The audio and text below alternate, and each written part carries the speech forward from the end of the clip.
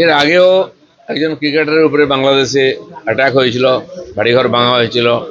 তো ওখানে যা চলছে সেটা অমানবিক।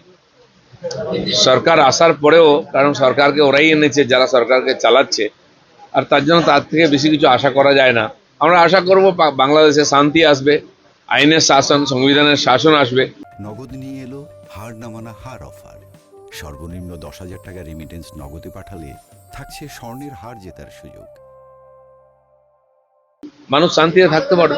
বাংলাদেশ যত বেশি অশান্ত হবে তত তো আমাদের চিন্তা, কারণ আমরা পশ্চিমবঙ্গ বাংলাদেশের সঙ্গে সব থেকে বেশি সীমান্ত শেয়ার করি। দেখুন, বাংলাদেশ, পাকিস্তান, নেপাল, শ্রীলঙ্কা, তাতে রাজনৈতিক অস্থিরতা তৈরি হয়েছিল, কিছু জায়গায় সরকারও পরিবর্তন হয়েছে। ঠিক সেই ধাঁচে ভারতবর্ষেও জেনজিন নাম করে আরও কিছু কিছু নাম করে একই চেষ্টা করা হয়েছে। কিন্তু যারা এটা করছেন বিদেশি দ্বারা অনুপ্রাণিত হয়ে, বিদেশের সহযোগিতায়, তারা জানেন না ভারতবর্ষের সমাজ অনেক স্থিতধী, অনেক পুরনো এখানকার কালচার।